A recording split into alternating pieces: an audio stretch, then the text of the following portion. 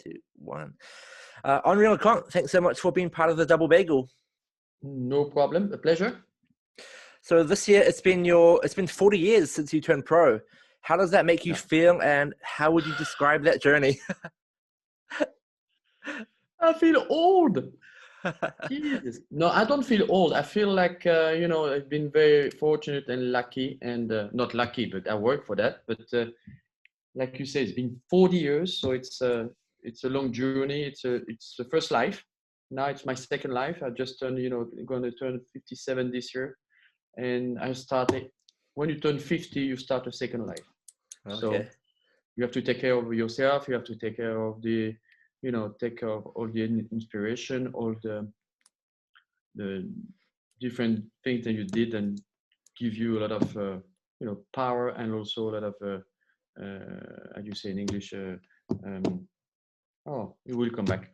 But anyway, it's when you had such a great life than I had before playing tennis and be successful as I wish I could have been even better, but I did my best. It's great. It's great to be here. And how did your tennis journey begin? The tennis passion began with my parents. My mother, she was teaching tennis. I was just a little couffin, next to on the court, and I had two sisters who played really well.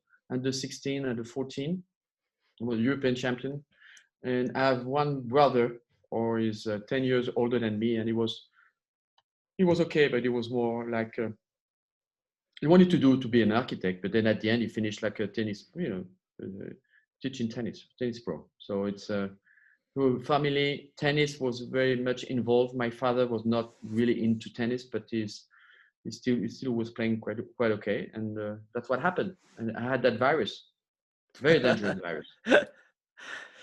When did you know that you were becoming I'm really good at tennis? Like this might be your profession. When did that first come to you? It came quite very early. I was just thinking about tennis, dreaming about tennis, sleeping with my racket all the time. My parents, like I told you, my mother was she was teaching tennis, teach pro, and at the club, and I was always there, coming even when I just working at 4 years old. I had my little wood racket just being cut by my father, and just hit the ball against the wall. I was playing, like crazy, and I knew that I want to be a tennis professional. I mean, out of all the moments you've had in your career, what single moment stands out for you? There's a lot of stand-up moment in my life. First of all, like I told you, when I began, I always remember I was a kid and playing against the wall with a wood racket, broken wood racket. After that, it was the connection. Then I had the respect with the Jan Tiriac and Guillermo Villas when I was like 16, 17. And then after, of course, it's being with Patrice Dominguez and Patrice Agelower, winning also the Davis Cup with Yannick and Guy. Final of the French. There's different parts of my life, and the good parts and the worst parts. Could be also the time of you learn so much from that than just keeping, I'm just saying winning, but when you have been injured for many years, many times, not say many years, but many times, like 3 times on my back. I went back after 6 months. You learn quite a lot on yourself. I mean, what was the happiest moment of your career, your playing career? I have a few, but the most unbelievable moment was 91 Davis Cup final against the American. That was the time of we played against Pete Sampras, Agassi, Flack Seguso, and we were the underdog. With David against Goliath, and me, I haven't played for a long time. I had a pressure on my back. I came back and I beat Pete Sampras in 3 sets. And then Guy did the right, thing at the end, winning against Pete Sampras too. But then it was something unreal. 59 years, so that stay in your mind. Do you think that was a lot of pressure coming off you? Because you said it was 59 years. I think the pressure was, I had so much pressure when I played the French Open final after losing to Mats Wilander. Then I lost in 3 sets. And I choked completely, and then he didn't have the mentally to go over. After that, I did learn, and that helped me to bring my tennis level such a high level, something that you can't even believe or reach or even think of. Give me the power to play as the match that I did against Pete Sampras. So it's that's why you learn more from when you lose than when you won. For sure. I mean, you've accomplished so much in tennis, but if you had a second life, what other career would you want to pursue and why? Racing driver. Formula I'm One? racing at cars. Yeah, if I'm not being tennis player, I would be maybe a racing driver, or not maybe in Formula One because I'm too tall. But maybe yeah, because Formula One at that stage in 80, you have to be not. I mean, I'm 85, so it's almost like Mark Webber. But I would love, I'm crazy about Ayrton Senna. Look, I have all these cars, all the thing of Oh, Ayrton wow. Senna, Formula One. I have all these. I'm completely nuts about Formula One and cars, and so I would be maybe racing driver or maybe actor. I don't know. Crazy as always. Who's your favorite team and your favorite driver for Formula One?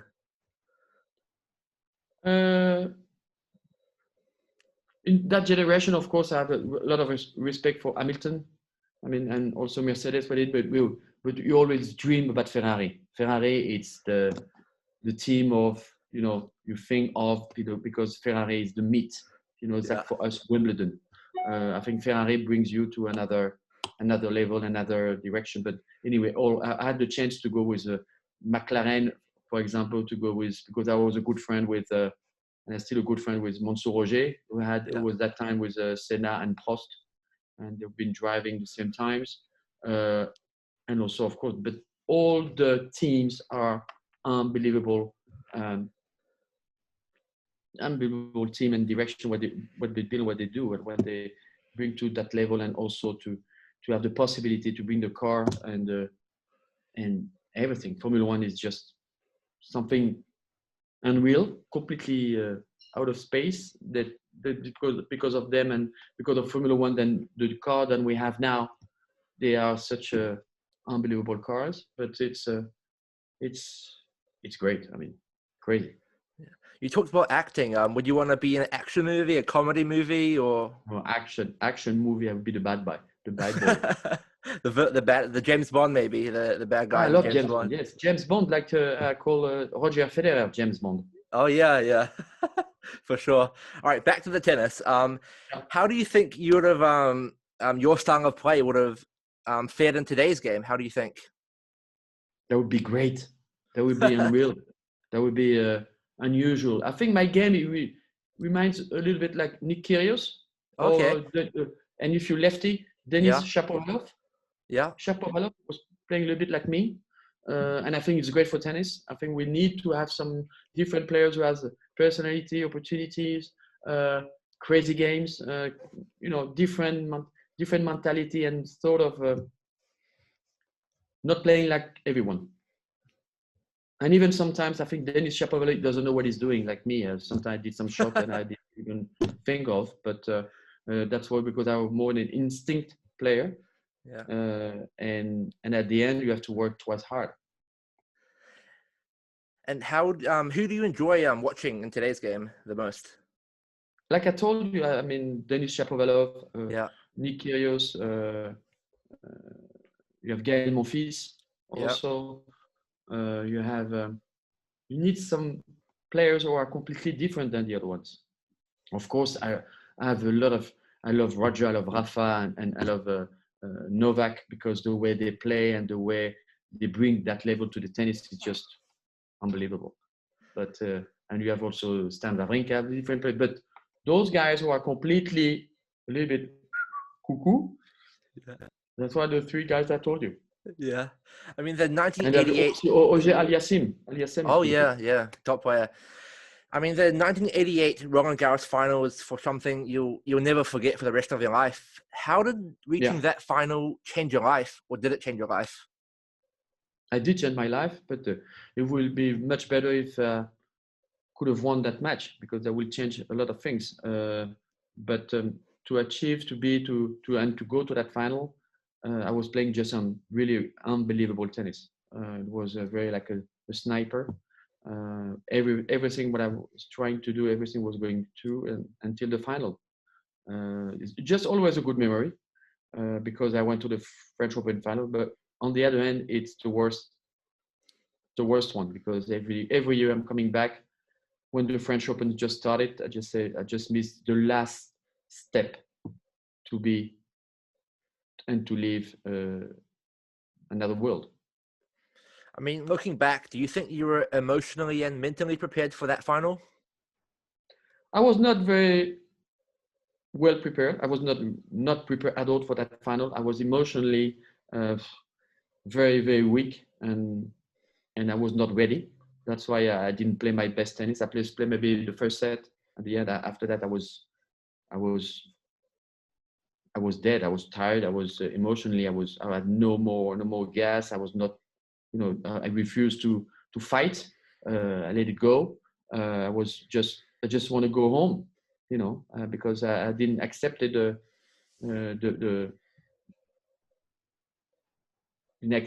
problem of that pressure during that day. I mean, what would you do differently if you were to play that match again?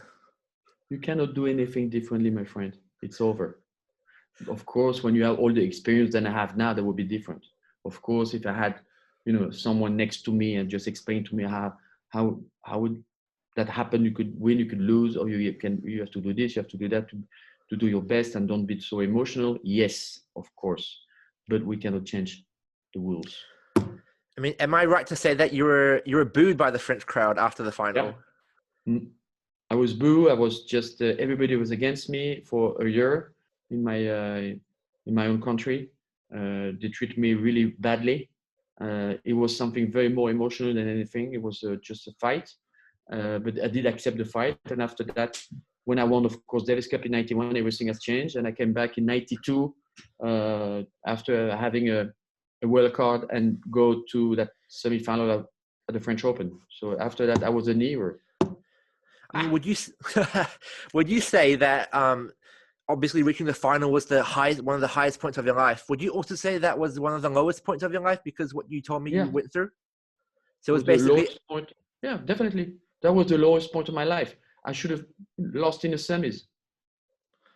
Wow. Then you have no regrets. No, I still live with my regrets. But so it was okay. I can manage. Was it surprising to you that everyone was booing you? Of course. I mean, you're in the final of your own French Open, Grand Slam tournament, and everything is booing you because you're not playing your best at that time. They're supposed to be behind you and say, "Come on, yeah, we believe in you. You can do better." No, they were booing me like unbelievable. So that's why we had such a relation with the French crowd. Very complicated sometimes, but they love the game. I mean, did you lived in Paris then? Did you or? Yeah. No, I was. Yeah. Was it easy for you to go on the streets? It wasn't. No. After I lost that match in the final, I couldn't go outside, even to buy, a French baguette. They're just booing me all the time. Say, "Oh, you lost your piece of everywhere." I have to go outside of France, and I was lucky. Also, not lucky. The time was because of Wimbledon afterwards. Then there were the different. It was the different tournaments all over the place, so it was good. I mean, we talk about retirement. When did that first thought come to you that it's over now? I should hang up my record. No, but I was lucky in 95, 96, 95. When I stopped, I just became straight away working with TV. And that was something that I was already did prepare because there is something you have to do. Then after that, I was just outside. I don't want to see anybody in tennis because I was fed up and tired and mentally exhausted. But then after that, you take your time and you find your own way and you work on it. But you don't have to miss the train. If you miss the train, complicated. I mean, we're talking about your commentary career. When did the first taste of commentary come to you? When did you first have your first experience? I was a little bit nervous. I was trying to do like everybody else, and it was the big mistakes. Just be yourself and enjoy it. And me, when I'm watching or I did a commentary for different matches, I do like the same than you're watching at home. Then sometimes you go, unbelievable shot. I think you have just to react. You have to give your soul and your thought about what's going on during the match, what you're feeling. And I think it's important to be also very good technically, but not talking too much. You have to learn when you're doing more and more. It's like practicing in tennis. I mean, did you always want to be a commentator, right? After you finished Yeah. You've done commentary, obviously, and now you play professional. You think you'll ever coach on tour? Sorry? Do you think you'll coach? You'll be a professional coach on tour? Professional coach on tour, it's kind of complicated, especially now, because maybe a second coach, not the first one, because all the, because of my personality and all the experience that I have on different direction, I could really help someone. But coaching someone, you have to just believe about what he's doing and believe about his game and mentally. He has to be a little bit crazy like me because it's need to enjoy it. You don't have to forget that tennis is a game. And now I think it's not more than a game, it's more like business. So it has changed quite a lot for everyone, for everybody, especially for you, all the journalists, because it's tough for you to have any stories and tell a few things about what they think about doing on the tour. And that's why it's complicated. I mean, you said that you mentioned your personality. What is it about your personality that you think would not get along with some players? Because I'm honest, because I'm direct, because I'm passionate, because sometimes I'm I'm just honest and I think I know all the different details and rules, what you can do and what you cannot do, and I think it depends what you want. But isn't that a good thing, to be honest? You have to be honest. I mean, it has to be, because everybody, of course, when they are coach, whatever, they want to save, they want to stay for longer because they want to make sure they have the money and everything. For the other ones, they just want to be okay, whatever he needs, I'm there to pick up the racket, the balls or whatever, and to reserve a court. And I'm not like that. I'm just, if it works, we work. If it doesn't work, look what happened now, especially with the coach in tennis. That will never happen before. The coaches are changing every 2 months, 3 months sometimes, because the problem with all the players, men and women, they want to have the results in 1 month. That cannot be possible. You have to train, and sometimes it takes a year, or it takes 6 months to have the feeling and to go and to pass that limit that you're supposed to, go for. I mean, we're talking about teammates in Davis Cup. You had teammates such as Guy Forget and Yannick Noah. And what did you learn from both of them? Maybe let's start with Guy Forget first. What did you learn from Guy? We learned from Yannick and Guy, 3 of us together. First of all, we put the ego on the side. We had a big discussion. We just decide together, say, what do you want? We want to win Davis Cup. We don't care. Okay, 3 different personality. Big personality with Yannick, second me, and third Guy is more introverti. He's more just inside. He never talk quite a lot. Oh yeah. But introverti, we say in French, and Yannick is very, he's the boss. So and me, I'm the same too, because I have my own character. So it was the time to sit down to each other to say, what do we want? And that's what we did. That's why we won Davis Cup at that time. And what did you learn from them? What did you learn from them? You learn for everyone. You learn, I cannot tell you what I learned, but we learn for everyone. I can learn from you. I can learn for everyone. Just have to know, then we can all together, we can go to the war. We can win, because we're going to do everything for him. He will do everything for me. And that's the connection. That's so important, just to put that together. What is it about you guys that made you bond so well? Is it similar personality? But I don't think you had a similar personality, right? Because you said No, that. we don't have. Like I told you, we don't have similar personality. Guy was more introverted, was just talking by himself. He never talked quite a lot. Yannick was different, was more, like I told before. And me also. I'm quite a character and I have my personality. So we all mix together to just decide we're going to make a team spirit. We're not going to make like ego all together. Yannick, Henri, and Guy, different personality. No, we all make together. That brings to the team to another level and bring. That's why we won against the American, because the American came with Agassi, Sampras, Flack, Seguso. They said we're going to win so easy. They had no team, and they lost. And they did celebrate during Thanksgiving before the event. They did celebrate the winning, and they have the ring. You know, they make a special ring for winning Davis Cup, and they did celebrate that on Thursday night, on Wednesday night before the match. And they have to give it back because they lost on Sunday. Bye. Would you say you mentioned about ego? Would you say that's a major issue with today's game, with so many ego personalities in the game? Ego is from everywhere. For even today's game or the game before, it's that becomes your own personality. You need to have the ego. You have the good ego or the bad ego, and that's why you have to learn. That's why Novak Djokovic has been learning quite a lot and training a lot mentally. That's why you need to know yourself. You need to know what you cannot do, what you can do. Be positive. And ego from Roger Federer, from Rafael Nadal, from Novak Djokovic, from Stan Wawrinka, for all the top guns and Murray, they've been winning Grand Slam, are different. But the ego can bring you to another level. But you need to know the good one, which one is good and which one is bad. I want to move on to the French tennis, the topic. There's been a lot of top French players in the past 10 or 15 years, but none of them have been able to reach the top or win a Grand Slam. Why is that? We've been very lucky to have a good generation. I think in the next year or 2 years, that will be not the same anymore.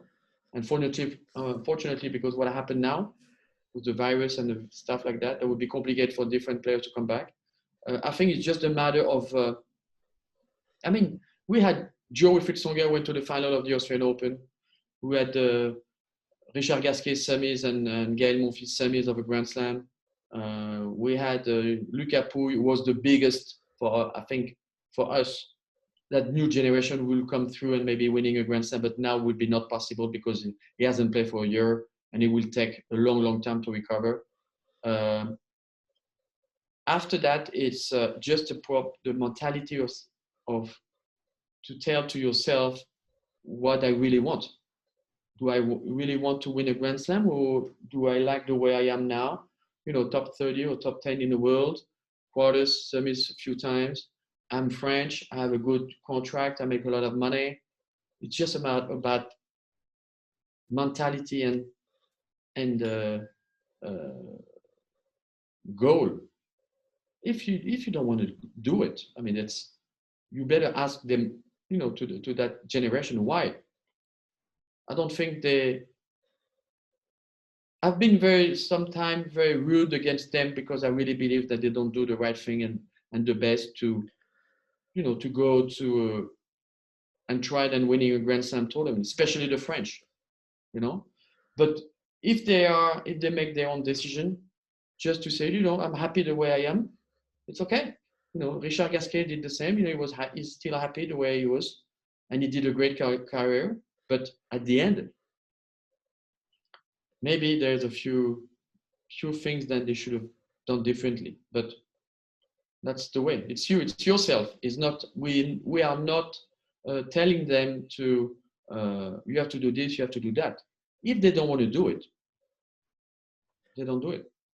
So you're saying maybe some players aren't that ambitious to be world number one, win Grand Slams? Yeah, they don't. I don't think they have the ambitions to win a Grand Slam. I don't think so. I think that's really interesting. I don't think they will do the right thing. Maybe this year was a good year for Gaël Monfils. He was playing really well for the French because he has the game for the French Open. But anyway, I don't think so he will do, because winning a Grand Slam or go to a final of a Grand Slam, you have to win the 250 tournament, 500 tournament, Master Series before beat those guys, to just prove it to them. Then listen, I'm here just to show and knock on the door. You know, even like if you remember David Ferrer, he was a doorman. Yeah. He did a few final French, but he was there every day. You know, it's not just 1 week, it's a year commitment. I think it's really interesting about you mentioning players unambitious, because I talked to Dinara Safina, I think it was last week, and I asked her, why do you think, the Russian, especially in the women's, the women's players, why aren't they, dominating 10 or 20 years ago? And she said that, I think that she doesn't see there's something extra in them. Some of them are happy with being top 50, top 100. They make a living, and that's fine. I agree with her. I would agree if it's just a matter of belief to yourself than what you want, and they're just happy the way they are, where they are at that moment, and they just want to give that extra level, extra push to be a winner or Grand Slam. Is that a generation thing? Did you experience that back when you were playing? Yeah, but our generation was different, because you have 10 guys, 15 guys, more 12 who could have won, who has won the Grand Slam tournament. So it was we were pushing to the limit and the fight every day, like they always do, those guys. But it was different. It was different because it was my generation. We cannot compare this generation to. It was generation by generation. It's just tennis has changed so much, so it's different. Mentally has changed also.